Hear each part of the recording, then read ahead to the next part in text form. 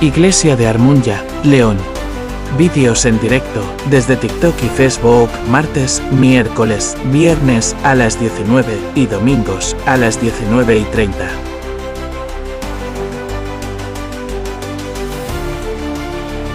Mensaje 1 y 2 partes. Hermano José, pastor de Armuña, León. Y más os digo, en un culto, que es una bendición adorar, que es de Dios, cantarle, pero si no hay voz de Dios en un culto, no hay culto. Y la voz de Dios es su palabra. Podemos cantar y adorar, que es necesario, es de Dios, está establecido y hay que hacerlo. Pero tiene que haber voz de Dios, hermanos. Tiene que haber algo donde Dios nos hable, porque si nosotros solamente hablamos hacia Dios, pero Dios no nos habla a nosotros, necesitamos escuchar la voz de Dios. Bueno, gracias a Dios, hermanos, por el tío Rafael, por estos detalles tan bonitos, hermanos. Y vamos a ver. Palabra de honor, que no tengo problema de predicar otro día, ¿eh? Yo no tengo problema. Son las 8:30. Si traigo un tema, voy a ver si lo puedo hacer en media horita, hasta las 9. A ver si puedo, hermanos. Vamos a intentar media hora, vamos a intentarlo, ¿eh? Si me queda algo, que yo creo que sí, lo dejamos para el próximo día. Y así, pues, todos bien. Bueno, un abrazo para la iglesia, para las hermanas, los hermanos, de verdad, estamos contentos. Los hermanos han hecho una labor muy extraordinaria en el piso, estamos a gusto, se han esforzado los hermanos y la verdad es que estamos muy agradecidos de ellos por tener esos detalles. Da alegría entrar en el piso. Ya vendréis a comer una comida de pocos en pocos, porque si no, de poquitos en poquitos. Bueno, vamos a la palabra del Señor, ¿de acuerdo? Mirad, vamos a ver. Necesitamos conocer a Dios por medio de la Escritura, por la revelación de la palabra. Aquí tenéis hombres preparados, lo sé, me consta, conozco alguno. Y tenéis predicadores que os enseñan. Y hermanos, necesitamos conocer a Dios a través de la Escritura. Mira, puedes hablar en lenguas si quieres, que es de Dios y es una bendición. Yo hablo en lenguas, es una bendición. Puedes sentir las carnes escalofríos. Puedes caerte al suelo y hacer la croqueta si quieres. Pero no vas a conocer a Dios por esos medios. A Dios se le conoce por la revelación de la palabra. Porque en la palabra está su voluntad, su carácter, sus atributos, el plan de salvación, sus pensamientos están aquí. Por lo tanto, hermanos, necesitamos conocer a Dios a través de la Escritura. Y a Dios se le conoce por sus atributos. Vamos a ir entrando poquito a poquito, a ver si media horica puedo hacer cosas.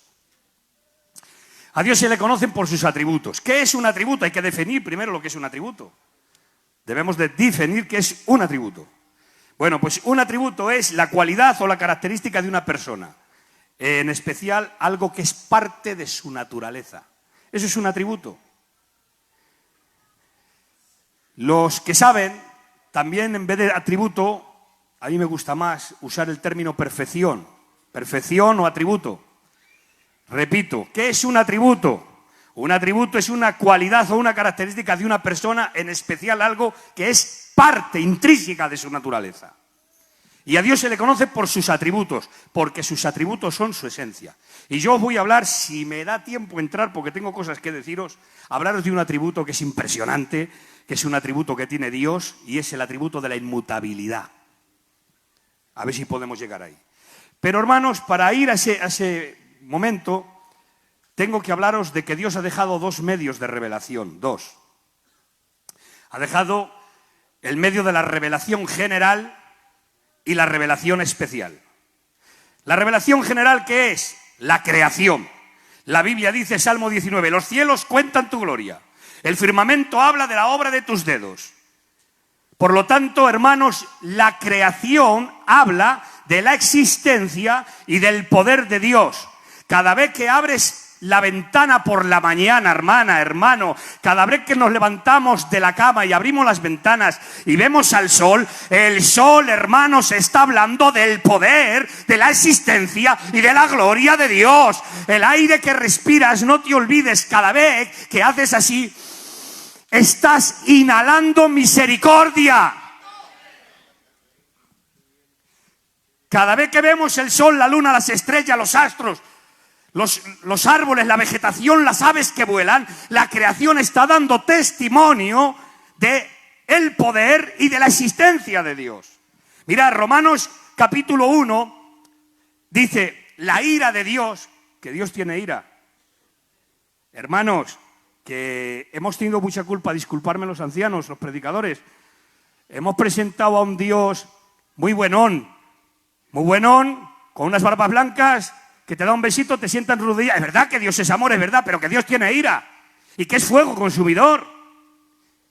Por lo tanto, hermanos, la Biblia dice, la ira de Dios se revela desde el cielo contra toda impiedad e injusticia de los hombres que detienen con injusticia la verdad. Porque lo que de Dios se conoce les es manifiesto, pues Dios se lo manifestó.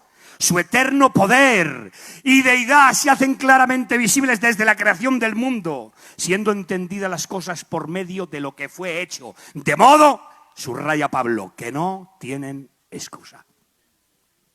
El hombre no tiene excusa. Y la meta de la revelación general, la meta de la creación, es dejar al hombre convicto de pecado sin excusa. No va a haber ateo, hermanos, en el día del juicio, ni nadie que se pierda, que pueda ponerse delante de Dios y que pueda decir, yo no sabía nada de ti, nadie me habló de ti, porque aun la creación se va a levantar en ese día y serán sus jueces diciendo, el sol, la luna, las estrellas, los astros, hablarán de su poder y de su gloria. No va a haber ateo que tenga excusa. Por eso dice el libro de Romanos, de modo que no tienen excusa, no hay excusa. No busques cuentos filipinos, que no tienes excusa.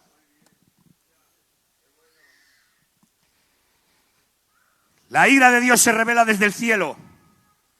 Dios tiene ira, hermanos. Y dice que se revela en un continuo presente, se revela. No dice se va a revelar ni se ha revelado, se revela. Contra toda impiedad e injusticia de los hombres que detienen con injusticia la verdad. Mirad, hermanos. ¿Quieres ver cuánto Dios te ama? Mira la cruz. Pero atención, la cruz, gato, es la máxima expresión de lo que Dios te ama. Pero escuchar, la cruz es la máxima expresión de lo que Dios aborrece el pecado. Porque, hermanos, ¿quién llevó a Jesús a la cruz? Armunia, ¿quién llevó a Jesús a la cruz? Unos dicen, fue Pilatos. Pilatos, ¿no sabes que tengo poder para soltarte y tengo poder para crucificarte? Y Jesús dice, ninguna autoridad tendrías sobre mí si mi Padre no te la diera de lo alto. Pilatos, si no te da mi Padre la autoridad, tú no tienes nada que decir. Es mi Padre quien te da la autoridad. No fue Pilatos. Algunos dicen, bueno, fueron los romanos, los judíos, crucifícale, crucifícale. Jesús dijo, nadie me quita la vida, la pongo yo voluntariamente para volverla a tomar. No fueron los judíos, no fueron los romanos. ¿Quién llevó a Jesús a la cruz? ¿Quién fue, hermanos? Fue el Padre quien llevó a Jesús a la cruz, hermanos. Mirad lo que dice Isaías, acompáñenme un poquito con el piano, por favor. Fue el Padre quien llevó a Jesús a la cruz. Mirad. Isaías 53 dice, acompáñame. ¿Quién ha creído a nuestro anuncio? ¿Sobre quién se ha manifestado el brazo de Jehová? Subirá cual renuevo delante de él y como raíz de tierra seca. No hay parecer en él ni hermosura. Le veremos más inatractivo para que le deseemos. Despreciado y desechado entre los hombres, varón de dolores, experimentado en el quebranto. Como que escondimos del rostro, fue menospreciado y no le estimamos. Y nosotros le tuvimos por azotado, por herido de Dios y abatido. Mas Él herido fue por nuestras rebeliones y molido por nuestros pecados. Y el castigo de nuestra paz fue sobre Él. Y por su llaga fuimos nosotros curados. Todos nosotros nos descarriamos como ovejas. Cada cual se apartó por su camino. Mas Jehová cargó en Él el pecado de todos nosotros. Angustiado Él y afligido, y como cordero fue llevado al matadero, y como oveja delante de sus trasquiladores enmudeció y no abrió su boca. Por cárcel y por juicio fue quitado, y su generación ¿quién la contará? Porque fue cortado de la tierra de los vivientes, y se dispuso su sepultura con los impíos, mas con los ricos fue en su muerte, aunque nunca hizo maldad, ni hubo engaño en su boca. Y ahora subraya el texto, dice: con todo y eso, es decir, aunque fue como cordero, aunque fue angustiado, afligido, aunque fue obediente, dice, con todo y eso, Jehová quiso quebrantarlo, sujetándole a padecimiento. ¿Quién quiso quebrantarlo? Jehová quiso quebrantarlo, sujetándole a padecimiento. ¿Sabéis lo que significa quebrantado? Roto, partido. Jehová quiso quebrantarlo. Fue el Padre quien llevó a Jesús a la cruz. Otro texto más, Hechos capítulo 2 y verso 23, dice que Jesús fue entregado por el determinado consejo y anticipado conocimiento de Dios. No lo revela porque Dios sabía lo que iba a pasar, no, eso es falso. Dice por el determinado decreto, consejo, fue un decreto. Y después el decreto Él conoce. Por lo tanto, el cordero que fue inmolado ¿desde cuándo? Desde antes de la fundación del mundo. Fue el Padre quien llevó a Jesús a la cruz. Y cuando estaba en la cruz, hermanos, Jesús ha sido quebrantado. Mira lo que Dios te ama, que Jesús fue a la cruz. Pero mira lo que Dios aborrece, el pecado, que fue capaz de triturar y de partir a su Hijo. ¿Por qué? Porque dice la Biblia que el que no cometió pecado, por nosotros se hizo pecado, para que nosotros fuéramos hechos justicia de Dios en Él. El que no cometió pecado, por nosotros se hizo pecado. Y Dios le quebranta, hermanos, y sufre la ira de Dios. Fijaros bien, hermanos, lo que Dios aborrece, el pecado. ¿Cómo vas a mirar a la cruz ahora? Cuando salgamos de este culto, y me voy a poner yo, que es mi primer mensaje, y no quiero meter el dedo en la llaga, voy a ponerme yo. ¿Qué voy a hacer después de este mensaje?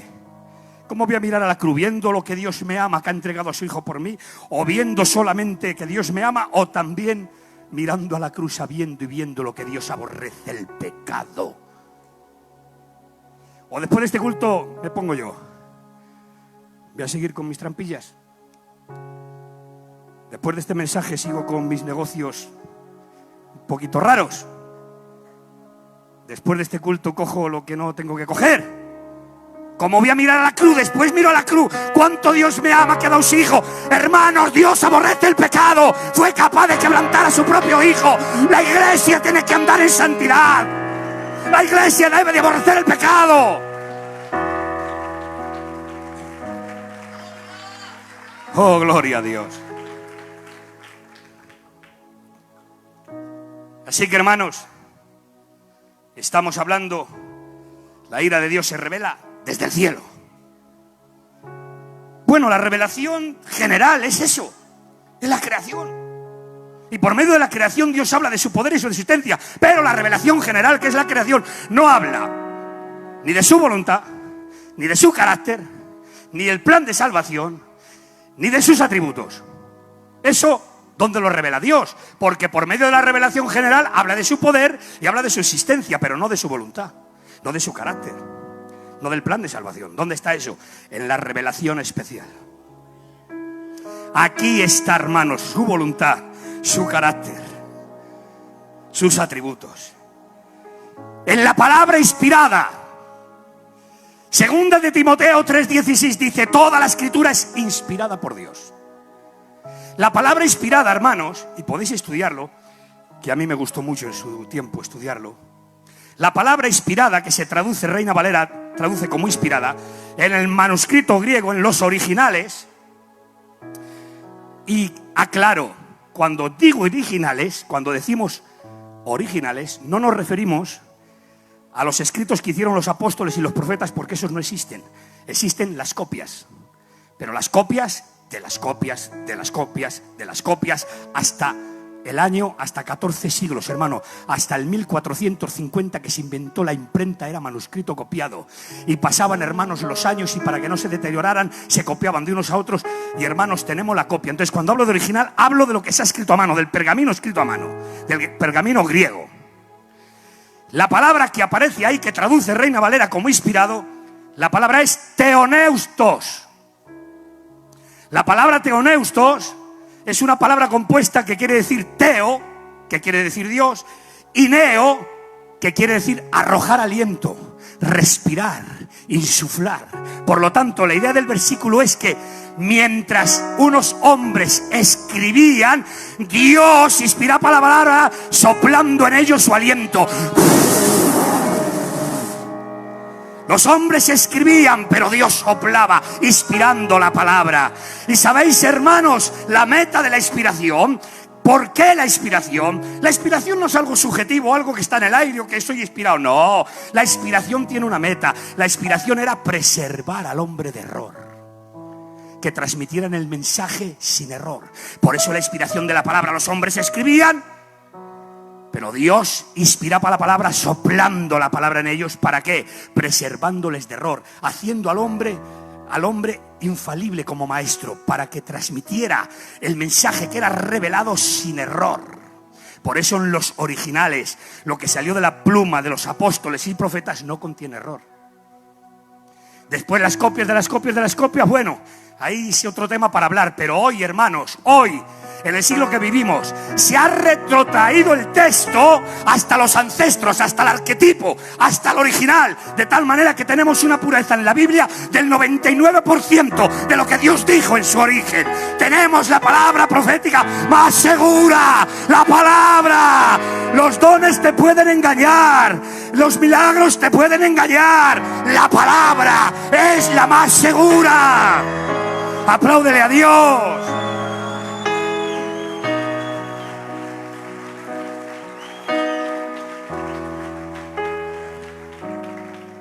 Ahora, hermanos, la Biblia nos enseña, Juan capítulo 1 nos dice, en el principio era el verbo. ¡Ay, qué bien voy! Voy bien, se me echa el trabajo encima. Dice Juan 1:1, hermanas, en el principio era el verbo era con Dios y el verbo era Dios. Y este verbo se hizo gato, carne. El verbo se hizo carne, bien. Eso dice nuestra Biblia, Reina Valera, bien. Hay otras traducciones que son más originales porque han tomado textos más tardíos y lo traducen mejor. Y el verbo es sinónimo de logos.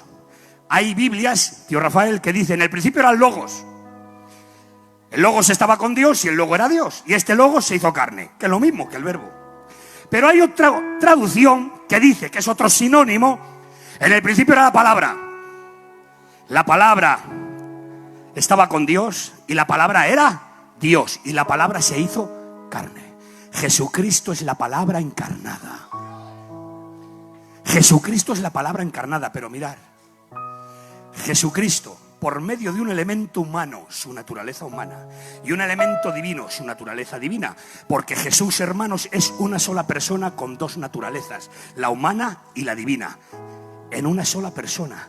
Pues Jesús, por medio de su naturaleza humana y su naturaleza divina, por estos dos elementos mostró al Padre, enseñó al Padre, y en la palabra encarnada no hubo, desde el pesebre hasta la cruz, en la palabra encarnada no hubo fallo, no hubo error, no hubo tacha, no hubo pecado, desde el pesebre hasta la cruz, hermanos. En la palabra encarnada no hubo fallo. Asimismo, en la palabra escrita en sus originales, por medio de un elemento humano, unos hombres que escribían y una mano de hombre que se movía y un elemento divino, Dios arrojando su aliento. En la palabra escrita en su original no hay tacha, no hay error, no hay fallo. Escúchame bien, Dios puede permitir el error, pero Él no produce el error. Así, hermanos, tenemos en la palabra del Señor. Por eso he empezado diciendo que necesitamos conocer a Dios por medio de la revelación de la Escritura. Y me escucharéis mucho predicar de la Escritura. Mirad, hay un texto que me da temor. Y le conocéis todos, pero a mí me ha dado temor, de verdad, me ha hecho pensar. Mirad, y no voy a entrar en los detallitos por el tiempo. Juan capítulo 4. La mujer samaritana, Jesús llega al pozo. Mujer, dame de beber. Como tú, siendo judío, y yo, mujer samaritana. Dos cosas que no me roba tiempo y no quiero entrar. Me pides a mí de beber. Si supieras el don de Dios, empieza una conversación, hermanos. Y a medida que conversa Jesús con la samaritana coge confianza, saca el cuello de la camisa y dice: nuestro padre Jacob. Saca la rama espiritual. Eran mezcla de asirios y judíos, tenían mezcla.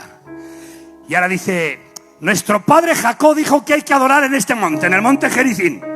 Saca la rama espiritual porque está hablando con Jesús, nuestro padre Jacob, vale, qué bien. Y siendo samaritana, pero nuestro padre Jacob saca la línea espiritual. Hermanos, así hay veces. Yo me encuentro con gente, disculparme si alguien está de hábitos, en una boda o en sitios o de una manera de hablar, que algunos dicen: pero no es del coro, no, pero no es predicador, no va al culto, no sé, tiene mezcla, es samaritano, tiene mezcla. No, pero no es judío, no va al culto, no, es samaritano. Y hermanos, en esa condición nuestro padre Jacob dijo. Y Jesús dice: mujer, la hora es y la hora ha llegado, que los verdaderos adoradores adoren al Padre en espíritu y en verdad. Mirad, hermanas, quiero que prestéis atención, hermanos. Muchos han dicho que Dios está buscando adoradores. No es toda la verdad, no es así. Dios no busca adoradores. Ahora os digo lo que está buscando. ¿Qué dice el texto? ¿Qué dice el texto, hermanos? Dios está buscando verdaderos adoradores. Adoradores no, verdaderos. ¿Por qué? Porque adoradores hay muchos, verdaderos hay pocos. Adoradores, ¡buah! Hasta en el mundo cantan alabanzas, hombre. Hasta en el mundo cantan alabanzas y adoran. Son adoradores, pero no son verdaderos. Y Dios no busca adoradores, busca verdaderos adoradores. Porque la verdad o la mentira no es una frase, hermanos. Es una actitud, es una vivencia. Juan dice: me gozo al oír que mis hijos andan en la verdad. ¿Cómo que en la verdad? Andan. Andar es una actitud, es una vivencia, es una experiencia, hermanos. Verdaderos adoradores. Y ahora el texto que me da temor, que le dice Jesús a la samaritana: mujer, vosotros adoráis lo que no sabéis. A mí me da mucho miedo. Vosotros adoráis, adoraban, es que Jesús dice: adoráis, vosotros adoráis lo que no sabéis. Hermanos, la peor desgracia que puede tener una persona, sea mujer o sea hombre, es que crea que es cristiano sin serlo. La desgracia más grande y la ruina más grande hoy en día es que alguien crea que es cristiano sin serlo, que es cristiano porque vino un día hace no sé cuándo, que vino el hermano fulano y oró por mí porque pasé adelante, hice una confesión de fe y ya está. Pero tu vida es una ruina. Y te estás apoyando en una oración que hiciste hace no sé cuánto tiempo. No puedes apoyarte ahí. Y hay quien adora a quien no sabe. Dice: vosotros adoráis a quien no sabéis. A mí me da mucho miedo, hermanos, porque adoraban, cantaban cultos, decían: cuánto te amamos. Oh, todos estos coritos que cantan los hermanos. Que ya cantaré un coro con mi mujer, que también sabemos cantar un poquito. Un poquito, pero bueno. Cantaban, adoraban los samaritanos, pero no sabían a quién adoraban. Hermanas, hermanos, que lo que estoy diciendo es muy fuerte. Que gastan tiempo, adoración y alabanzas, que cantan, que se mueven, que danzan, pero no saben a quién adoran porque no conocen al Dios de la Biblia. Y hay quienes se han hecho un Dios en su mente a su manera y creen que Dios es así como Él cree, como Él. Pero hay personas que están adorando a su Dios que se han generado en su mente y no es el Dios de la Biblia. El Dios de la Biblia es otro totalmente diferente. ¿Y sabéis qué es la idolatría, hermanos? Bueno, la idolatría es postrarte ante una imagen y adorarla. No, eso es una parte pequeña. La idolatría es adorar a un Dios que no es el de la Biblia. Eso es idolatría. Mirad, hermanos. Me quedan 7, 8 minutos. Mirad, hermanos. Moisés en el monte. Dios le da los 10 mandamientos. Y entre los 10 mandamientos hay uno que le dice: no tendrás dioses ajenos delante de mí. No le dice ni detrás, sino que le dice: no tendrás dioses ajenos delante de mí. ¿Sabéis por qué? Porque todo lo que pongas en primer lugar, antes que Dios, ese es tu ídolo. Todo lo que pongas antes que Dios, ese es tu Dios. Y mirad, hermanos, disculpadme, lo que os voy a decir ahora es un nivel muy alto. No de mensaje, me refiero de vivencia. Lo que os voy a decir ahora es un nivel muy alto, pero es el nivel bíblico. Y hay que conseguirlo, hermanos. Sé que lo que voy a decir es muy difícil, pero la Biblia nos enseña. Y tengo que enseñarlo. Mirad, hermanos, hay quien pone a la familia antes que Dios. Oye, yo bien, pero con mi familia que no se le ocurran meterse. Porque como toquen a mi familia, me vuelvo 7. Entonces dejas toda la vida cristiana porque tocan a tu familia. Pierdes todo. Tu cristianismo llega hasta ahí. Hay quienes, hermanos, es difícil lo que os voy a decir, pero es bíblico. Y la Biblia dice que hay que predicar todo el consejo de Dios. Pablo dice: no rehusé en predicaros todo el consejo. Hermanos, hay quien pone a los hijos antes que Dios. ¿Por qué? Como se metan con mi hijo, no lo consiento. Tú lucha por ellos, yo tengo hijos. Hay que luchar por ellos, honradamente. Pero con mi hijo, pero oye, como se metan con mi hijo, ni soy pastor, ni soy predicador, ni soy del coro, ni conozco a nadie. Entonces tu cristianismo llega hasta ahí. ¿Y qué estoy diciendo? ¿Me lo estoy sacando de la manga? Mira lo que dice Jesús, Mateo 10:37. El que ama a padre, madre o hijos más que a mí, no es digno de mí. ¿Qué está diciendo Jesús? ¿Que no ames al padre, a la madre, a los hijos? No. Jesús está diciendo: si pones al padre, a la madre, a los hijos, a la familia antes que a mí, no eres digno de mí. Te dice: quiere a la familia, abraza a la familia, lucha por tu familia, trabaja por tu familia, vela por tu familia, cuida a tu familia. Pero en primer lugar yo, en segundo lugar yo, en tercer lugar yo y en cuarto lugar yo. Dios ocupa el primer lugar. Hubo uno que le dijo, un amigo, le preguntó a otro amigo: dime algo de lo que eres. Dice: soy un buen arquitecto. Dice: no, dime algo más.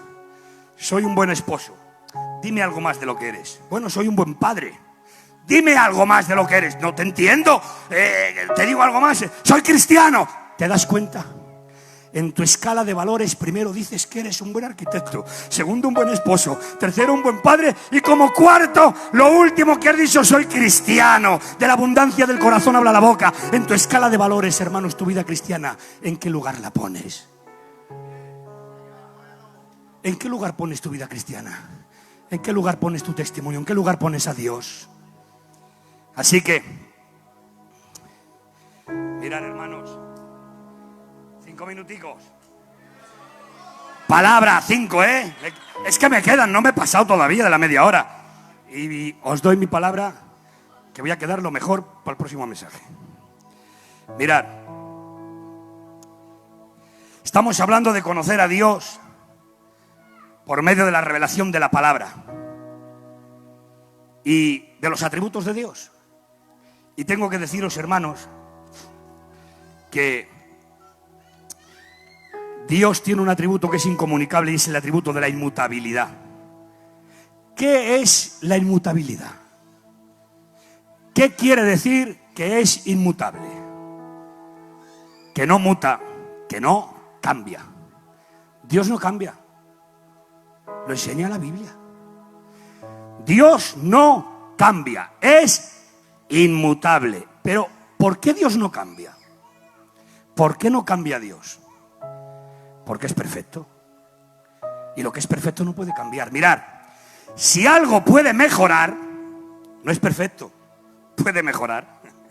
Si algo puede empeorar, no es perfecto, puede empeorar. Pero tu Dios y mi Dios ni mejora ni empeora. Él es perfecto, Él no puede cambiar.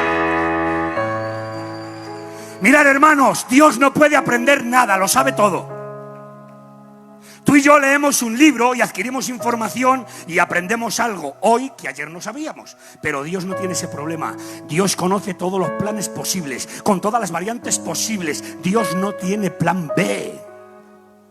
Tú y yo sí. Vamos a hacer esto, pero bueno, si esto no sale, tiramos por aquí. Bueno, pues si falla esto, tiramos por este lado. Claro, pero Dios no tiene ese problema, hermanos. Dios no tiene plan B. Dios conoce todos los planes posibles, con todas las variantes posibles. Y mirad, hermanos, Dios tiene un conocimiento tan perfecto que un átomo con los ojos naturales no lo puedes ver. Es tan pequeño que un átomo no se ve. Lo tienes que meter en un microscopio. Con un microscopio lo puedes ver. Bien, pues ese átomo que no se ve con los ojos sino con un microscopio, si ese átomo estará volando por el universo y pasara desapercibido ese átomo del conocimiento de Dios, Dios sería imperfecto. ¿Por qué? Porque está volando un átomo y Él no se está dando cuenta. Pero es que Dios tiene un conocimiento perfecto, que no hay ni un átomo volando por el universo que pase desapercibido de su propio conocimiento. Y si un átomo no puede volar sin que Dios se dé cuenta, ¿qué crees? ¿Que vas a pasar desapercibida de Dios tú? ¿Que vas a pasar desapercibido tú, Dios? Que Dios no se da cuenta cuando sufres, que Dios no se da cuenta cuando tienes problemas, que Dios no se da cuenta cuando lloras, que Dios no se da cuenta cuando caes, que Dios no se da cuenta cuando hables. Dios te tiene en su regazo. No pasas desapercibido. No pasas desapercibida. Si la Biblia dice, hermanos, que Él interpreta nuestros susurros, nuestros respiros, que antes de que digas la palabra Dios ya la sabe. No pasas desapercibido del conocimiento perfecto de Dios. Y hermanos, rápidamente, con esto que os voy a decir creo que lo voy a dejar y me dejo lo mejor, pero con esto lo voy a dejar. Apuro 2 minutos. Mirad, hermanos, no existe ningún ser vivo en la tierra, y digo ser vivo porque no estoy hablando solamente de personas. Hablo de animales, hablo de todo lo que tenga vida. No existe un ser vivo en la tierra que sea absolutamente libre. Tú no eres absolutamente libre y te lo voy a demostrar. Tienes libres decisiones, claro. Mira, hoy has comido lo que te ha apetecido. Te has puesto la ropa que has querido. Las hermanas se han puesto el moño si han querido, si no, no. Se han puesto de rojo, de azul, lo que han querido. Te has echado la siesta si has querido, si no, no. Has ido a trabajar si has querido, si no, no. Has comido carne o pescado si has querido. Has venido al culto porque has querido. Los que no han querido, no han querido. Es decir, has tomado miles de decisiones hoy. Son decisiones libres, sí, pero no eres absolutamente libre. ¿Por qué? ¿Cuántas veces te has propuesto hacer un viaje? O un proyecto. Y lo tienes en tu corazón. Bueno, voy a hacer esto. Y voy a hacer este viaje. Has preparado las maletas, has comprado el billete, has comprado todo, lo tienes preparado, el hotel, todo, ya está todo preparado. Te vas a casa esperando a la madrugada para marcharte, ya está todo hecho. Como eres libre, pero por la noche han llamado a tu puerta y te han presentado circunstancias que no las esperabas. Han surgido circunstancias y te ha llegado un problema que no contabas con él. Y te han echado a perder el viaje, ya no puedes ir. O el proyecto, o el plan, te han echado a perder todo. ¿Por qué? Porque estás sujeto a circunstancias. Pero no eres absolutamente libre, no puedes hacer el viaje, no puedes hacer el proyecto. No, ¿por qué? porque me han surgido circunstancias que me lo impiden. Claro, estás sujeto a las circunstancias, no eres absolutamente libre, tomas libres decisiones, pero estás sujeto a las circunstancias. Pero alguno dice, bueno, yo soy libre como las aves del cielo. Te equivocas, ni las aves del cielo son libres absolutamente. ¿Por qué? Porque las aves del cielo dependen del alimento que haya en la zona donde se encuentran, dependen de la climatología, dependen de las aves de presa que les persiguen, es decir, dependen de las circunstancias. Pero agárrate, pero tu Dios y mi Dios no depende de circunstancias. El que lo ha dicho lo va a hacer, el que lo ha decretado lo va a hacer. Las promesas que ha hecho las va a cumplir. No hay mano que le pare, no hay voz que le frene. Dirá el vaso de barro al alfarero, ¿por qué me haces así? ¿Acaso puede discutir el alfarero quién eres tú para altercar con Dios? Dios es absolutamente libre y hace lo que quiere, cuando quiere y porque puede. Así que, hermanos, me da rabia acabar el mensaje, de verdad. Lo voy a dejar aquí para seguir. Que Dios os bendiga. Un aplauso, hermanos. Amén.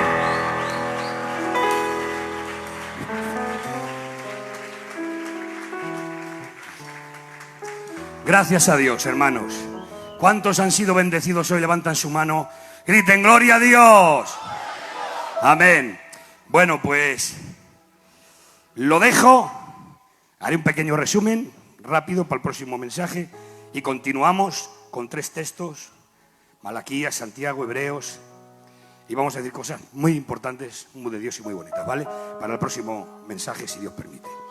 Bueno, pues gracias a Dios por este culto, por la bendición recibida, hermanos, por el apoyo de la iglesia. Quiero deciros que nos encontramos a gusto entre vosotros.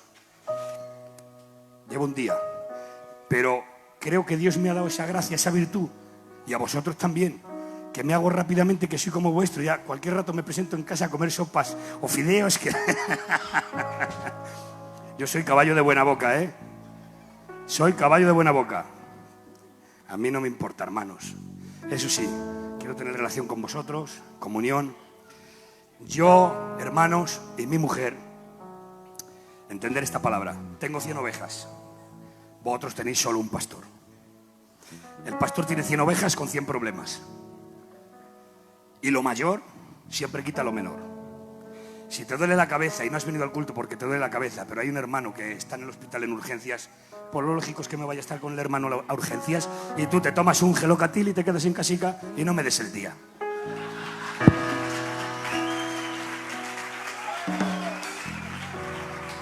Creo que nos vamos a querer mucho, ¿eh? Creo que nos vamos a querer mucho. Así que nada, hermanos, una bendición por mi parte. En estos días, con tranquilidad, hermanos, tenemos tiempo y las cosas así, ya no hay que hacerlo un pasito, pero firme, bien. Hay trabajo que hacer y desarrollarlo, vamos a hacer poquito a poquito. Las reuniones de mujeres, de hermanos, yo voy a estar en los grupos, mi compañera también, pero necesito primero hacer una reunión con los obreros, ¿vale? Entonces, primero hago una reunión con los obreros antes de mover ninguna ficha, para estar con ellos, para tomar un poquito de información, para orar con ellos y disfrutar. Así que no sé si desde aquí ya quedar con vosotros, hermanos, si lo veis bien, por ejemplo, el martes mismo, después del culto, ¿cómo viene eso? Gato, mirad a ver. No, que podáis estar todos o casi todos, hermanos, de los predicadores. Sería buen día el martes, tío Rafael, tío Antonio, tío Enrique. El jueves mejor. El jueves mejor es... Vale, es que si pudiera ser, comíamos un pinchico juntos. Aquí o como sea, o el jueves en un sitio, donde sea. Venga, pues para el jueves quedamos para la reunión, ya os voy llamando y ya os digo la hora y concreto, ¿de acuerdo? Y en estos días dejarnos a la mujer y a mí que vamos preparando las cositas, echando ojo y ya vais a ser muy bendecidas, y yo y mi mujer más bendecidos que vosotros, porque nos vais a bendecir mucho vosotros, ¿de acuerdo? He venido aquí, hermanos, a aportar lo que tengo, pero he venido aquí a aprender, se lo decía el tío Rafael, he venido aquí a aprender, porque tengo muchas cosas que aprender, hermanos. Tenemos que ser alumnos eternos. Aquí maestros no hay nadie. Somos alumnos eternos y todos tenemos algo que aportar. Y el que menos tiene, tiene algo. Y el que más tiene, tiene algo que aprender. A ver, solamente las hermanas, por favor, griten gloria a Dios. Y los hermanos, un aleluya. Y toda la iglesia junta, gloria a Dios. Amén, hermanos. Qué bien. Bueno, se está bien en este lugar, hermanos. Creo que nos vamos a llevar muy bien, ¿eh? De verdad que sí, ¿eh? Bueno, ya ves que son 2 o 3 dicas y la verdad que ya siento mucho cariño con vosotros. Algunas llamadas que he estado haciendo de teléfono, algunos hermanos que me han llamado también. Os agradezco vuestro apoyo, hermanos, porque uno se siente confortado. Estamos fuera de nuestro terreno y teneros a vosotros pues es la familia que tenemos aquí. ¿De acuerdo? Bueno, vamos al tema de la palabra. Yo voy a usar hoy el mensaje y después ya empezaremos pues también a usar algunos hermanos. Pero hoy voy a finalizar el mensaje que quedamos a la mitad el domingo. Voy a refrescar un poquito para coger el hilo porque algunos no estuvieron, entonces se perdería. Bueno, el domingo estuvimos hablando de conocer a Dios por medio de la revelación de la palabra. Que no hay otro medio, hermanos, y que Dios había dejado establecido 2 medios de revelación. La revelación general, que habla de la creación, y la misma creación habla del poder de Dios y de su existencia, pero la creación no habla ni de su voluntad, ni de sus pensamientos, ni de sus atributos. Eso está revelado en la revelación especial que es la palabra de Dios. Aquí, hermanos, está la voluntad de Dios, el plan de salvación, cómo es Dios, cómo piensa Dios, sus atributos. Y entre algunas cosas que dijimos, bastantes cosas, decíamos que Dios, hermanos, tiene un conocimiento perfecto, porque Él es perfecto. Y Dios es inmutable, que no cambia. Y el tema es este que vamos a continuar. Dios no cambia, lo enseña la Biblia. Dios es inmutable. Inmutable es que no muta, que no cambia, no hay variación en Él. ¿Y por qué no cambia Dios? Decíamos, pues porque es perfecto, porque todo lo que puede mejorar es imperfecto porque puede mejorar. José, si algo puede empeorar, pues no es perfecto, es imperfecto porque puede o empeorar o mejorar. Pero tu Dios y mi Dios ni mejora ni empeora, Él es perfecto. Él no puede aprender nada, lo sabe todo. Él en un simple acto, hermanos, conoce todos los planes posibles con todas las variantes posibles. Dios no tiene plan B, Dios tiene plan A. Tú y yo, si fallamos aquí, tiramos por aquí. Si no falla esto, pues miramos aquí. Pero Dios no es así, hermanos. Decíamos que Dios tiene un conocimiento perfecto y que no hay un átomo que vuele por el cielo sin que pase desapercibido del conocimiento perfecto de Dios. Porque si hubiera un átomo, por pequeño que fuera, volando por el universo y Dios no se diera cuenta, sería un Dios imperfecto. Porque hay un átomo volando y Dios no se da cuenta. Pero es que no hay un átomo que pase desapercibido del conocimiento perfecto de Dios. Y decía, ¿cómo vas a pasar tú desapercibido? ¿Cómo vas a pasar tú desapercibida si no hay un átomo que vuele y pase desapercibido delante de su presencia y delante de su conocimiento? Dios te tiene en su Roma. Hermana, hermano, no pasas desapercibido delante de Dios. Dios te ve cuando caminas, Dios te ve cuando sufres, cuando lloras, cuando estás en problemas, cuando estás en situaciones, cuando caes. Dios te tiene en su mano. No pasas desapercibido. Y hablábamos, hermanos, que Dios es absolutamente libre, que nosotros tenemos libres decisiones, pero no somos absolutamente libres porque estamos sujetos a circunstancias, que ni aun las aves del cielo son libres absolutamente, porque están sujetas a circunstancias, a la climatología del tiempo, a las aves de presa que les persiguen, a la alimentación que hay donde se encuentran, que el único que es libre absolutamente es Dios. ¿Por qué? Porque Él no vive por debajo de las circunstancias, Él vive por encima de las circunstancias. No hay circunstancia que lo frene, que lo pare. No hay mano que lo detenga, hermano. Lo que Él ha dicho lo va a cumplir, lo va a hacer. Y es un Dios inmutable, no puede cambiar, porque es perfecto, porque es soberano. Y no hay nadie quien lo pare, hermanos.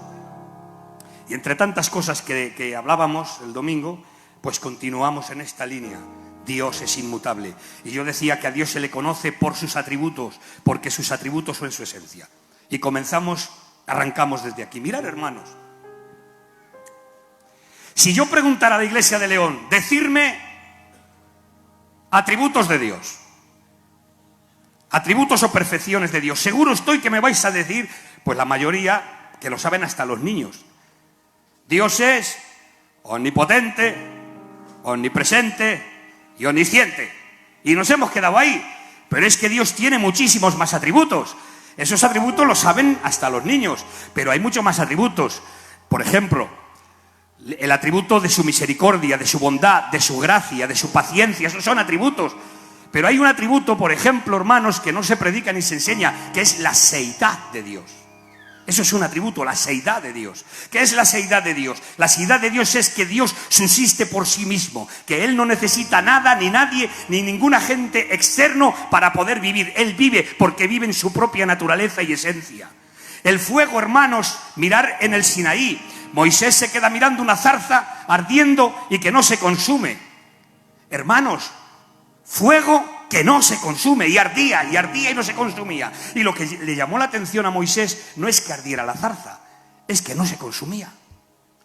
¿Qué pasa? Un fuego que no se consume. Alguien tiene que estar alimentando el fuego. Ahí está la seidad de Dios, hermanos. El fuego, para que subsista, hay que alimentarle con madera, con cartón, con carbón. Hay que alimentar el fuego, si no se apaga. Pero, hermanos, ¿qué tiene Dios? Que el fuego ardía y no se consumía, y no había nadie que echara leña, y no había nadie que echara carbón, porque Él vive, hermanos, en su propia existencia. Él tiene aseidad, no necesita de nada, ni de nadie, ni de ningún agente externo para poder vivir. La vida nace de Él, mana de Él, hermanos. Él tiene aseidad, vive por encima de todas las cosas. Hay otro atributo, que es la simplicidad de Dios. Dios es simple. Y cuando hablo de simple, no quiero decir que Dios es simplón o que tiene simpleza. Dios es simple, ¿por qué? Porque Dios no está compuesto de partes. Dios no es parte justo, parte misericordia, parte amor. No. Dios es 100% justo, Dios es 100% amor, Dios es 100% misericordia. No hay partes, porque si dijéramos que Dios es parte justo, estaríamos diciendo que Dios tiene una parte que no es justa. Dios es justo, justicia. Y Dios es 100% amor. Pero mirad, hermanos, en los atributos de Dios no hay tensión uno con otro. No hay tensión, porque nosotros, cuando hablamos del amor de Dios, ponemos el amor de Dios como la clímax o el clímax de los atributos de Dios. ¿Por qué? Porque dice la Biblia, Dios es amor, ¿de acuerdo? Pero ponemos el amor de Dios como algo que es lo máximo de Dios, pero no es así, hermanos, porque Dios es amor, ¿de acuerdo?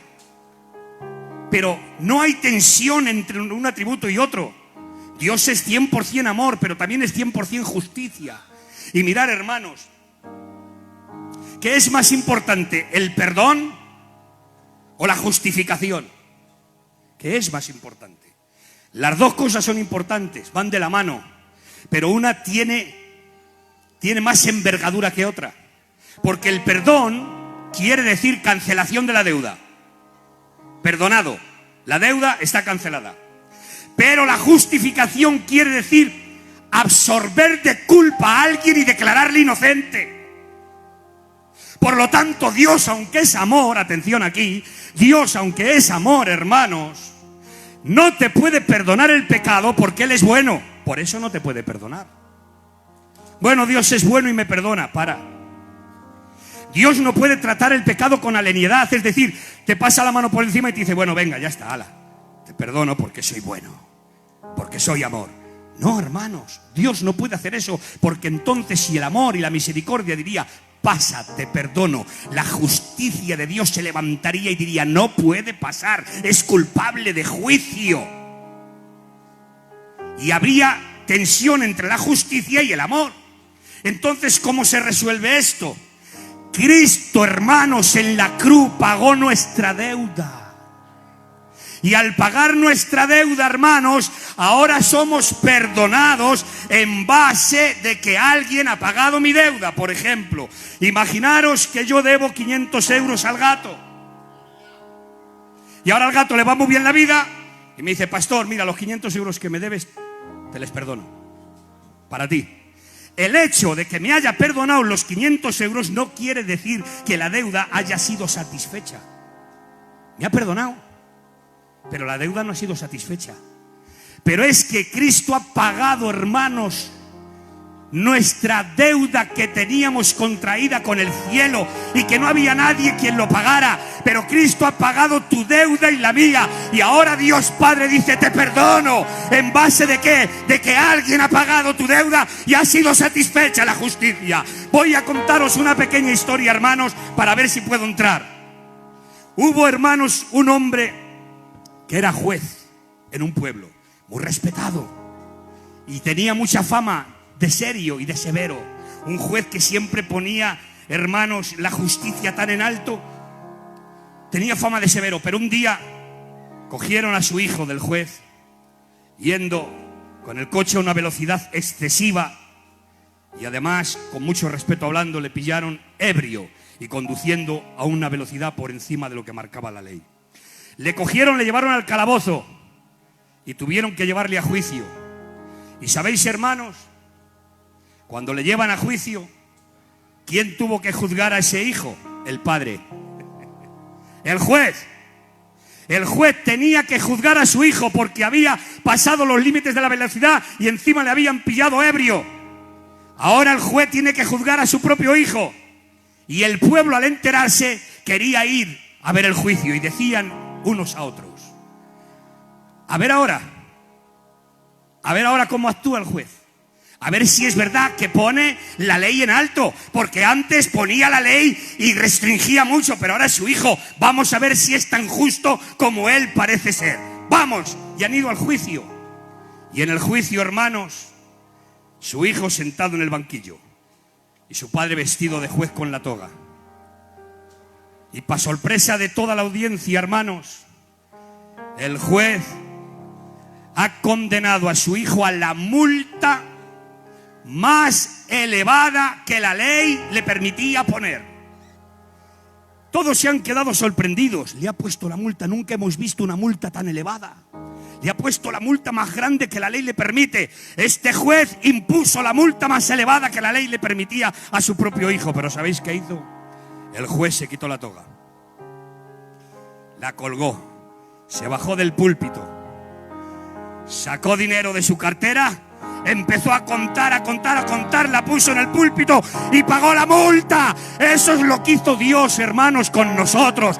Nos sentenció con la multa más elevada que la justicia podía poner, y era condenados. El hombre está bajo juicio, el hombre está destituido de la gloria de Dios. Todos han pecado y todos están bajo juicio. La multa ha sido puesta, pero ¿qué ha hecho el juez justo de toda la tierra? Se ha quitado la toga, se ha encarnado, se ha hecho hombre, y él mismo ha pagado la multa que nadie podía pagar. Y así quedaron satisfechas dos cosas. Quedó satisfecho el amor de un corazón de un padre que amaba, y la justicia también fue satisfecha. Así Dios por Cristo ha quedado satisfecho, hermanos. Su justicia y su amor. El amor perdonándote, y la justicia porque alguien ha pagado tu culpa. Apláudele a Dios, hermano.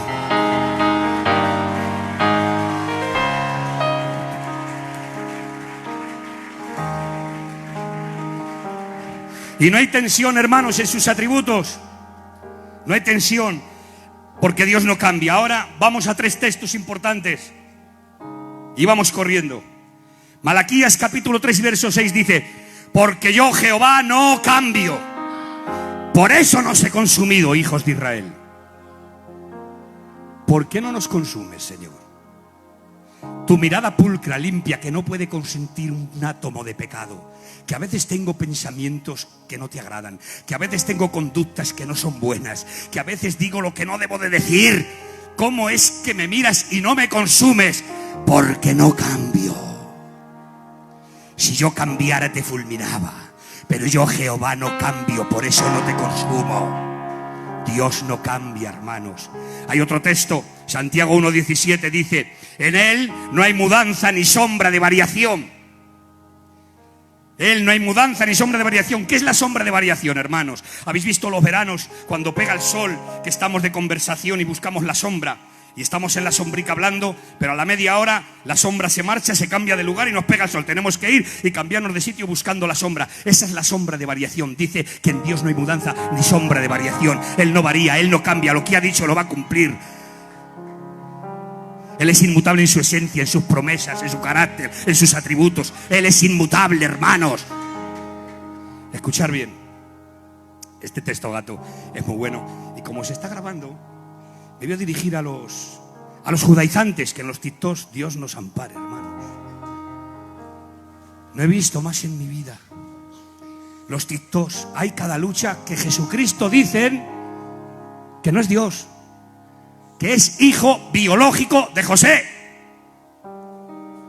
Le reciben como Mesías, sí, pero como hijo biológico de José. Dicen que no es Dios.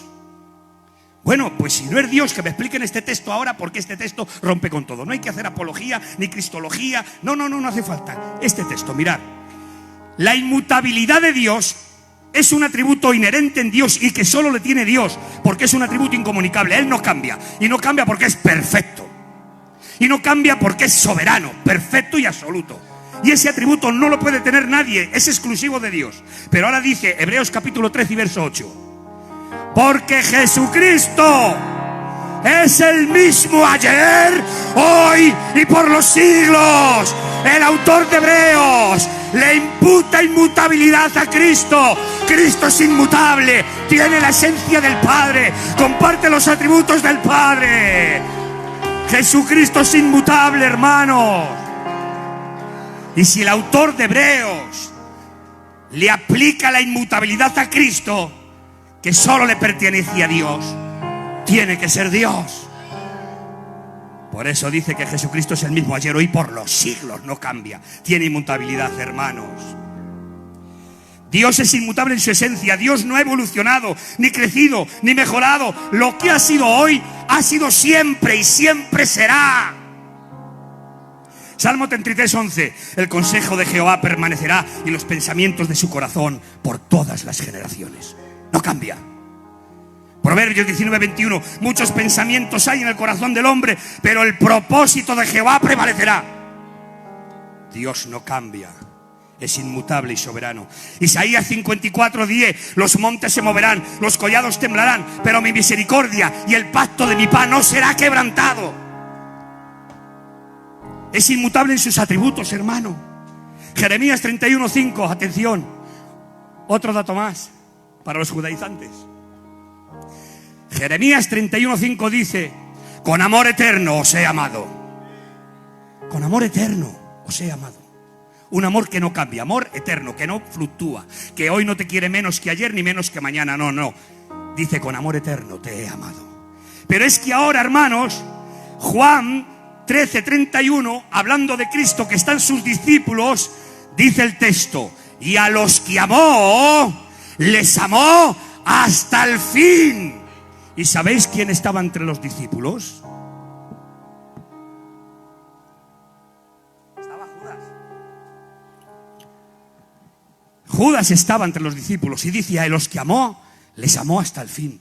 Hermanos, si yo tuviera la capacidad de conocer el mañana, por muy amigo mío que seas, pariente, familia, amigo, si yo tuviera la capacidad de ver el mañana y sé que mañana me vas a hacer una faena, que me vas a hacer mucho daño, mañana me vas a hacer la faena, pero yo, como conozco el futuro, veo que mañana me vas a hacer daño.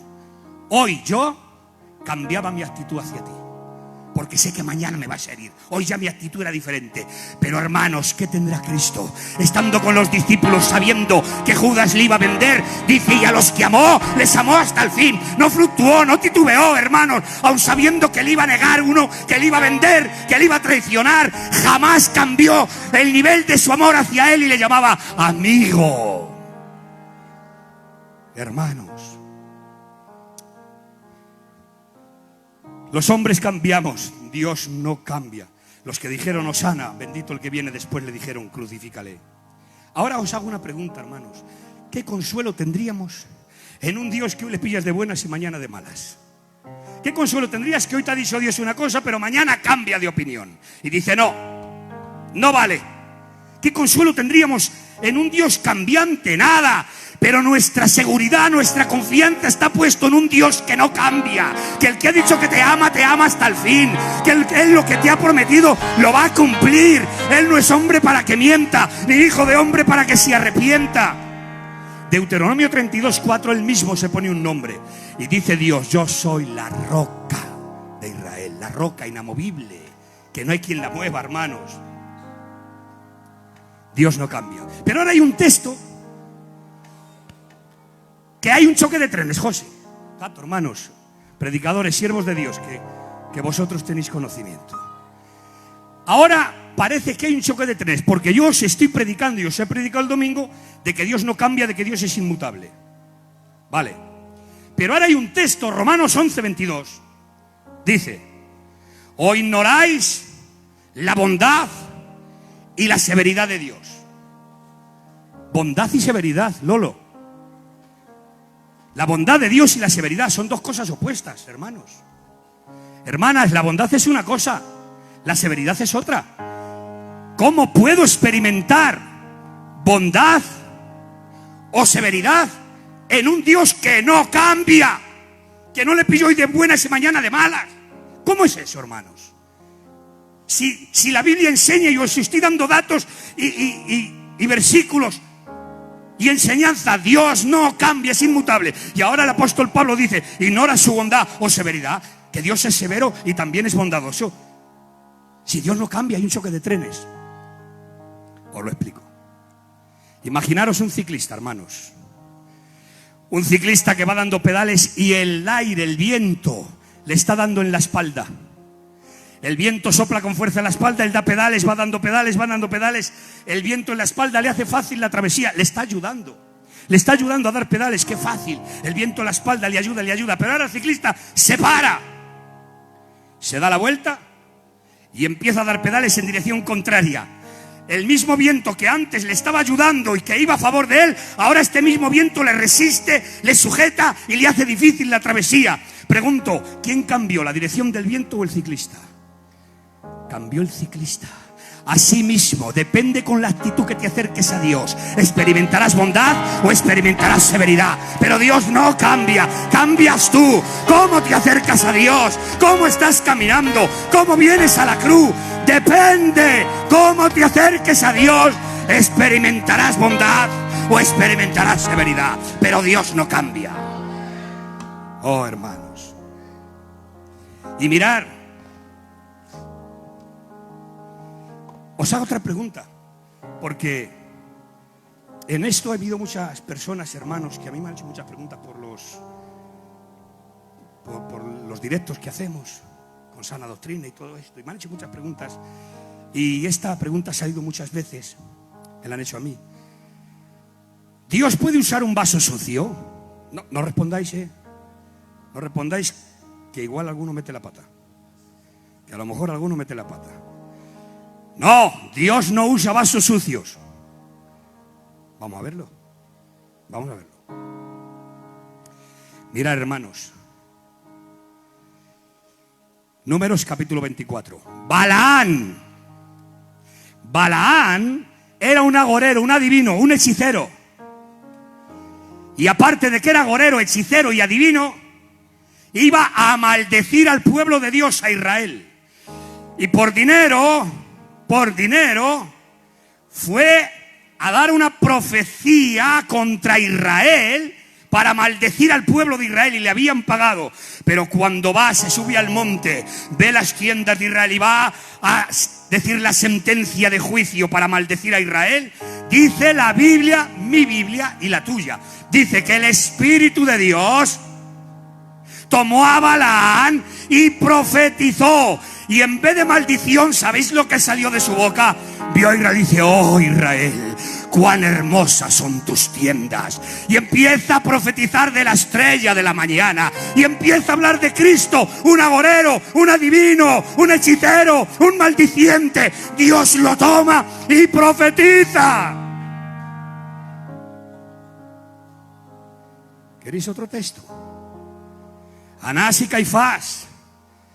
Anás, hermanos, que llevaron a la cruz a Jesús. La Biblia dice que como estaba él de sumo sacerdote en aquel tiempo, dice la Biblia que profetizó. El Espíritu de Dios lo tomó a Anás y profetizó. Un inconverso, un religioso. Otro texto. ¿Sabéis, hermanos, el rey Ciro? El rey Ciro era un idólatra y no conocía a Dios.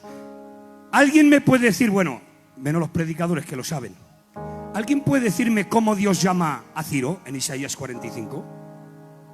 A un inconverso que no conoce a Dios, que es un idólatra, el rey Ciro, que está fuera de Jerusalén y de Israel, que tiene a Israel sujeto y cautivo.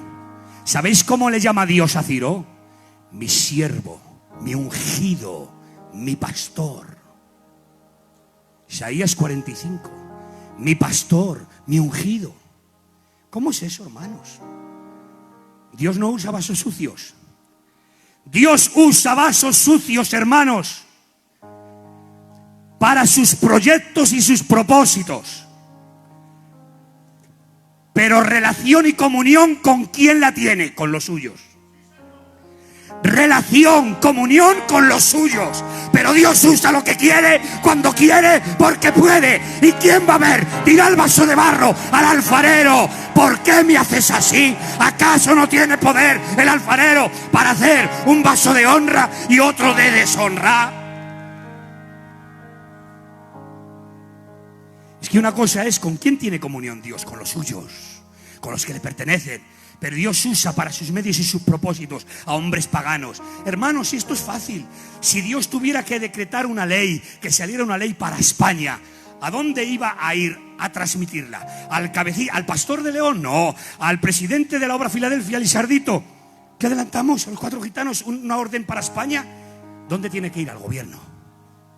Y usaría al gobierno, hermanos. La Biblia dice que Dios quita reyes y pone reyes. Por lo tanto, Dios usa vasos, usa lo que quiere, cuando quiere y porque puede. Pero otra cosa es con quién Dios tiene comunión. Y si Dios tiene comunión contigo y tú con Él, es que tú eres de Él. Porque Él solo tiene comunión con aquellos que le pertenecen. Por eso siéntete dichoso, dichosa hermana, que cuando adoras a Dios sientes su gracia. Eso es porque hay respaldo, porque eres de Él, porque le perteneces. Aun con errores, con faltas, con fallos, con caídas, sí. Pero es que Él te ama y eres suyo. Es que le perteneces.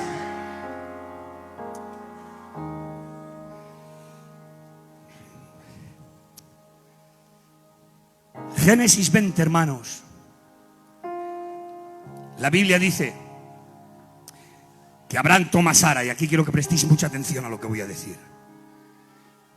Abraham toma a Sara y dice: vamos para Egipto. Han bajado a Egipto. Escuchad bien lo que voy a decir ahora, Han ido a Egipto y le dice: Sara, no digas que eres mi mujer. Di que eres mi hermana, porque eres muy guapa, eres muy juncal. Y por causa tuya me pueden matar a mí. Di que eres mi hermana. Y así lo hizo. Pero Abimelech, el rey, vio a Sara tan hermosa y dijo: traerme a Sara al palacio. Cogieron a Sara y se la llevaron al palacio. Pero por la noche, ¿veis cómo Dios habla a un pagano, a un inconverso? Le hablan sueños. Está escrito. La Biblia, perdonadme hermanos, perdónenme esta frase. La Biblia no es como los calos que decimos: llevo aquí 1 hora, ¿me quieres dar un café? Acabas de entrar. Ha vendido, ay, que el mercado ha hecho, habrá hecho 3.000 euros. ¿Qué ha ganado la comida, hijo? Que ha vendido 500, 600 euros. Somos un poquito así. Pero la Biblia no, hermano. La Biblia lo que dice, ni quita ni pone. Es lo que es. Y dice, hermanos, que Abimelech en el palacio por la noche le habla a Dios en sueños. Y le dice: Abimelech, no toques a Sara, porque es mujer de Abraham. Respuesta de Abimelech, que está aquí: Señor, tú sabes que he andado con manos limpias y con integridad de corazón, pues él me dijo de su propia boca que era su hermana. He andado con manos limpias y con integridad de corazón. Y dice la divina respuesta: sé que con manos limpias y con integridad de corazón has hecho esto, pero yo te retuve para que no pecaras contra mí. Yo te retuve. Si yo no te retengo, pecas. Si yo no te sujeto, tocas a Sara. Tu deber es andar con manos limpias y con integridad de corazón. Esa es tu responsabilidad y lo has hecho, pero yo te he retenido. Hermano, si no somos peor de lo que somos, es porque Dios nos restringe los corazones. Si no pecas más de lo que pecas, si no caes más de lo que caes, si no fallas más de lo que fallas, es porque Dios restringe de pecado. Es porque Dios te retiene. Hermanos, que Dios restringe de pecado. Que a veces salimos victoriosos de una tentación, o no hacemos lo que tenemos a la mano, o no cogemos lo que no debemos, y salimos diciendo: me he portado como un creyente, como un cristiano. Es verdad, esa es tu responsabilidad, pero no te olvides que si has salido vencedor, no ha sido por tu fuerza, ha sido porque Él te ha capacitado, porque Él te ha habilitado, porque el Espíritu Santo te ha redarguido y te ha dado la capacidad y la fuerza. Si no es Dios, caes. Por eso, hermanos, Dios restringe de pecado. Y vamos a ir en la recta final.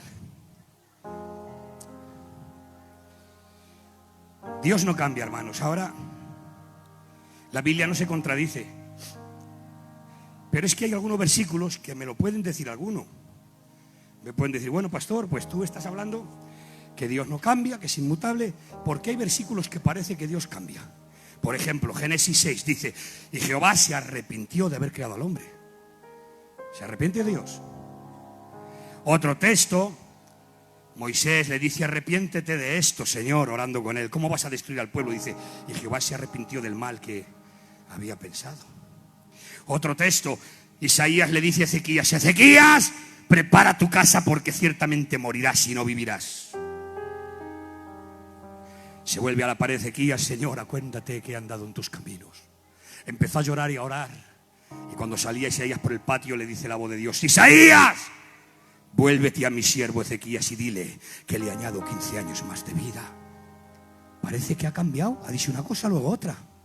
No, hermanos, mirar, dice que Jehová se arrepintió de haber creado al hombre. Es un lenguaje antropomórfico. El lenguaje antropomórfico quiere decir que Dios toma figuras humanas, detalles humanos, para bajar el nivel de comprensión para que podamos entenderle. Por ejemplo, la Biblia habla que Dios madrugando. Dios no madruga. Que Dios no dormita, es que no puede dormir. Dice: Dios madrugando, ni duerme. Dice: la mano de Dios vino sobre mí. Dios Padre es espíritu, no tiene mano. Dice: la mano de Dios vino sobre mí. Habla de mano, habla de oídos, habla de ojos, el ojo de Jehová. Eso es un antropoformismo, es decir, que toma figuras humanas para revelar una verdad. Pero Dios no se arrepiente, porque si Dios se arrepintiera de lo que hace, sería un Dios imperfecto y sería un Dios que comete errores. Pero claro, la Biblia dice: Dios no es hombre para que mienta, ni hijo de hombre para que se arrepienta. Por lo tanto, tendremos que entender esos textos a la luz de estos. Otro texto dice, 1 Samuel 15:29, el vencedor de Israel no mentirá, ni se arrepentirá, pues él no es hombre para que se arrepienta. Claro, baja el nivel de comprensión. Juan 3:12, Cristo dice: si os hablo cosas terrenales y no creéis, ¿cómo creeríais si os hablo las espirituales? Es decir, que Dios baja el nivel de comprensión para que podamos entender unas migajas, hermanos. Pero fijaros bien: Ezequías, así te dice el Señor, prepara tu casa, porque ciertamente morirás y no vivirás. Se vuelve a la pared, empieza a orar, empieza a llorar. Vuélvete, Isaías, y dile que le añado 15 años más de vida a mi siervo. ¿Cambió Dios? No, no cambió. Os pregunto, ¿Dios sabía que se iba a arrepentir Ezequías? Sí. ¿Dios tenía en su plan añadirle vida? Sí. Lo que hizo, hermanos, Dios no juega a los dados. Lo que hizo es darle el mensaje de verdad. Pero Dios conoce y sabe lo que va a hacer, y le da un mensaje para provocarle el arrepentimiento. Que a veces Dios te trata, hermanos, con dureza, pero no es porque no te ame o no te quiera o porque quiera disciplinarte. A veces te trata con dureza, ¿para qué? Para que te arrepientas. Hermanos, lo dice la Biblia en el capítulo 2 del libro de Romanos, hermanos. Dice: benignidad y longanimidad, que Dios es bueno y amplio, dice, para conducirnos al arrepentimiento.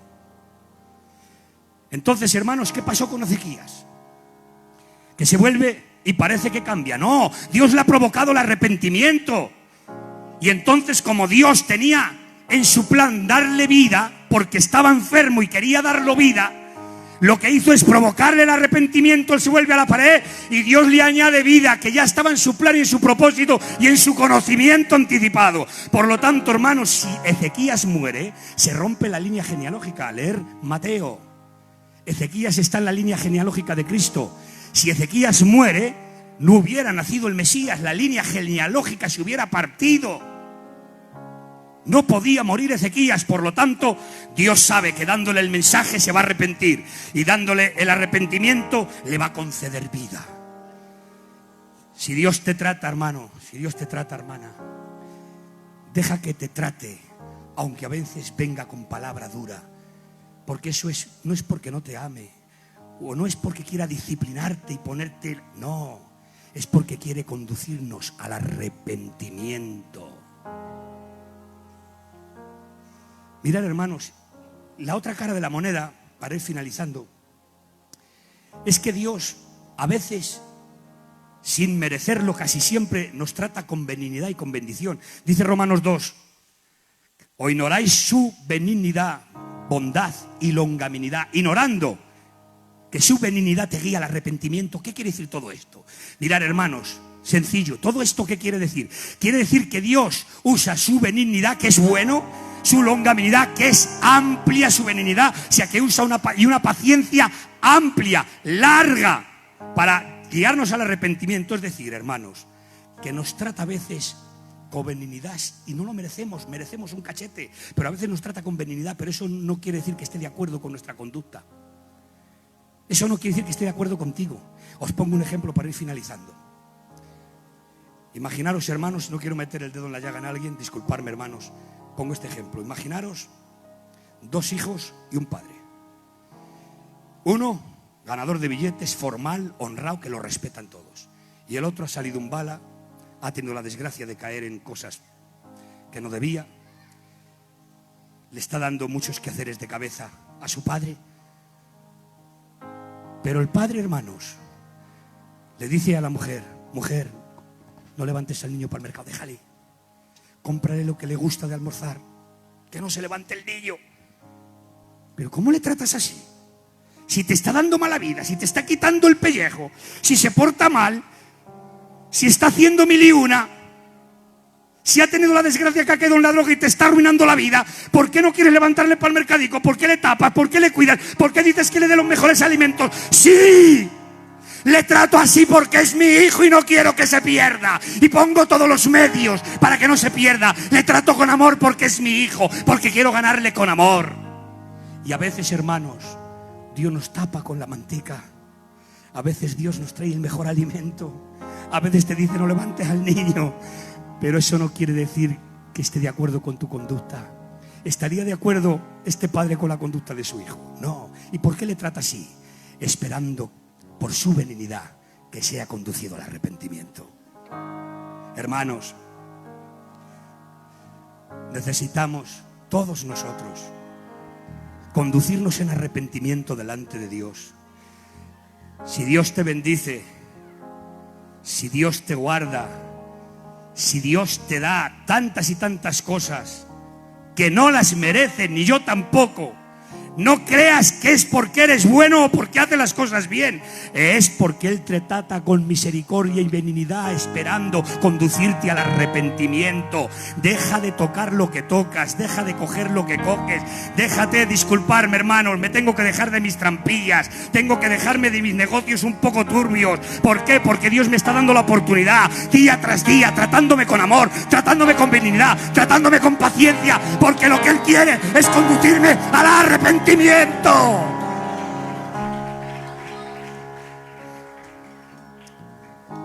Voy a finalizar, hermanos, porque tendría que hablar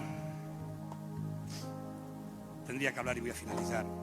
Tendría que hablaros un poquito de la oración. ¿Por qué orar a un Dios que no cambia? ¿Por qué orar a un Dios que no cambia, verdad? Bueno, porque Dios lo ha establecido. Porque la oración, hermanos, dejadme deciros estos 2 datos. Son las 8:15 y finalizo. 2 datos, hermanos. Mirad, Dios ha establecido la oración. ¿Para qué? Para que tengamos comunión con Él y para alinearnos con su voluntad. Dios no es, la oración no es la lámpara maravillosa de Aladino.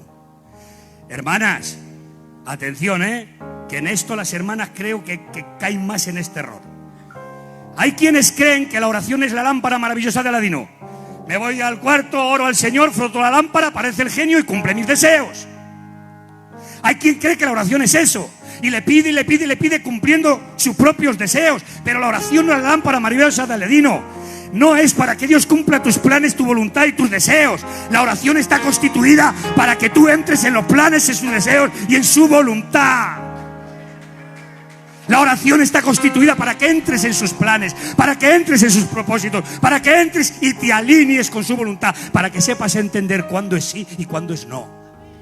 Por eso nos hacemos tanto daño, porque a veces esperas un sí y es no, y es no, y es no, y es no, y yo no lo entiendo, y oro, y oro, y oro, y es no, y es no, y es no. Y la oración está constituida para alinearme con su voluntad, para tener relación y comunión con Él, para alinearme con su voluntad, hermanos. La Biblia dice, 1 de Juan capítulo 5 verso 14, si pedís alguna cosa conforme a su voluntad, Él nos oye. Y si nos oye, tenemos las cosas que le hemos pedido. Claro, pero si pedimos que conforme a su voluntad. Por eso siempre tenemos que intentar pedir conforme a su voluntad. Santiago dice, pedís y no recibís. Pero porque pedís mal, ¿para qué? Para gastar en vuestros deleites, en vuestros gastos, en vuestros deleites. Claro, pedimos mal. Pero hay un texto, hermanos, que a mí me hacía pensar. Y el texto, hermanos, es que dice, deleítate en Jehová. Ven que este es el final, hermanos. Venga tú, ven. Venga tú. Este es el final del mensaje. Fíjate, lo que les estoy diciendo, mira lo que dice el texto. Deleítate a sí mismo en Jehová y Él concederá las peticiones de tu corazón. Si lo quieres, dale un fuerte aplauso. Aleluya. Amén. Dios te bendiga. Claro. Deleita ante Jehová y Él concederá las peticiones de tu corazón. Estoy diciendo que la oración está constituida para tener relación, comunión con Él y para entrar y alinearme con su voluntad. Pero ahora este texto dice, deleita ante Jehová y Él concederá las peticiones de tu corazón. Pero es que la Biblia dice, Jesús lo dice, el Antiguo Testamento lo dice, que malo y engañoso es el corazón del hombre, más que todas las cosas. ¿Por qué es engañoso el corazón del hombre? Y le dice, porque del corazón salen los malos pensamientos, sale esto. Malo y engañoso es el corazón del hombre. ¿Quién lo conocerá? Yo, Jehová, que escuadriño la mente y el corazón. Por lo tanto, deleítate en Jehová y Él concederá las peticiones de tu corazón. Si mi corazón es malo, si lo que yo deseo es para mí, soy egoísta. Si yo cuando pido para lo mío. Si tengo un corazón, hermanos, muy egoísta. No tengo un corazón. ¿Y cómo me dice que concede mis peticiones? Si mis peticiones a veces, hermanos, son presuntuosas. Quiero que me conozcan en España. Quiero ser el responsable de no sé qué. Quiero grabar un disco y salir por toda España. Quiero ser. Pero que no va de eso, hermanos, el Evangelio. Entonces, ¿qué es lo que está diciendo? Deleítate en Jehová. Lo primero es que te deleitas en Él. Y cuando te deleitas en Él, en su presencia, en su palabra, concede las peticiones de tu corazón. ¿Por qué? Porque tu corazón va a estar alineado con su voluntad. Y tu corazón, al estar alineado, Él va a conceder las peticiones de tu corazón. Porque vas a pedir conforme a la voluntad de Dios. Apláudele a Dios. Amén. Gracias a Dios, hermanos. Bueno, pues hasta aquí la palabra, hermanos. Hasta aquí la palabra. Dios es inmutable, Dios no cambia, Dios es perfecto. Y nosotros, hermanos, como hombres imperfectos, necesitamos buscarle a Él. Gracias a Dios por sus bendiciones, hermanos.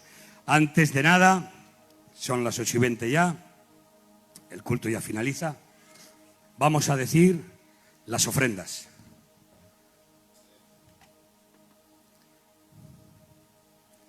A ver, Félix, ¿qué te las han dado? Amén. Esto merece un aplauso, hermanos. Bueno, ¿qué os parece antes de dar gracias, si cantan una alabanza cortita, porque hay un ambiente muy bueno de adoración. Es que hay un ambiente bueno. Usamos, palabra que vamos a usar, 5 o 6 minutos. Son y 20 y 25 y media lo dejamos. Venga, los hermanos, las hermanas, como queráis vosotros. Un poquito de adoración y piensa en la palabra. Piensa en la palabra y ya damos gracias. No sé si hay algo que anunciar, hermanos. Sí. ¿Tengo que anunciar algo, alguna administración que esté ya establecida? Te adoro. Vale. Después los obreros se quedan un momentico para hablar con ellos un momentín. Todos los obreros, por favor. Venga, un trocito de alabanza, 5 minuticos.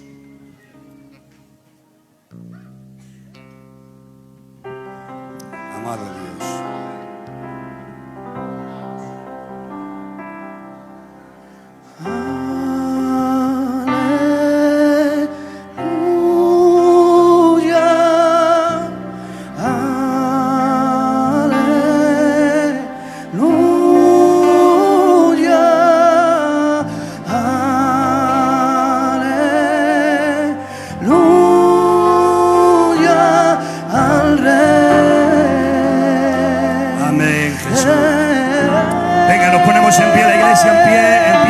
Cantamos este poquito de adoración. Adórale a Dios. Dale gracias por este culto. Dale gracias por sus siervos. Dale gracias por la iglesia, por tu casa. Dale gracias por la palabra. Rey Jesús.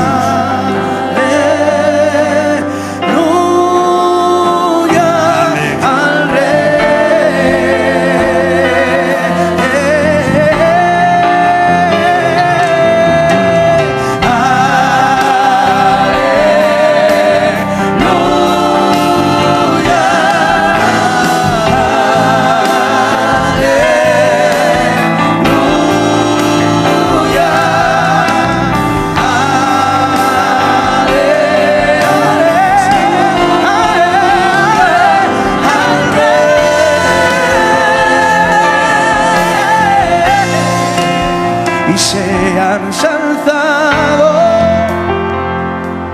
su nombre, sea ensalzado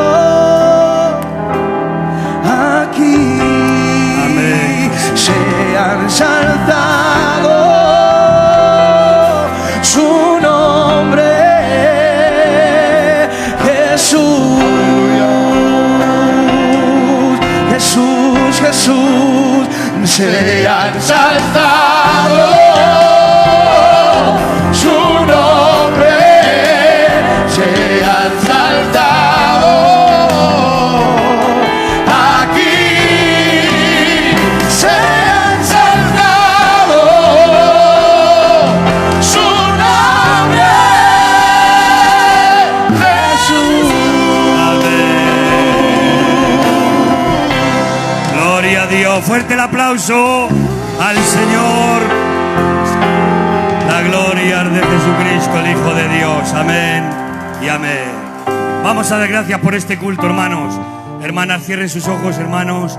Damos gracias a Dios, pero lo vamos a hacer todos juntos. Pero con ganas y con gozo, hermanos. Vamos a despedir este culto con 3 glorias a Dios. Griten gloria a Dios. Gloria a Dios. Y gloria a Dios. Que Dios nos siga bendiciendo. Nos saludamos. Los siervos se quedan un momentico, los que puedan, hermanos.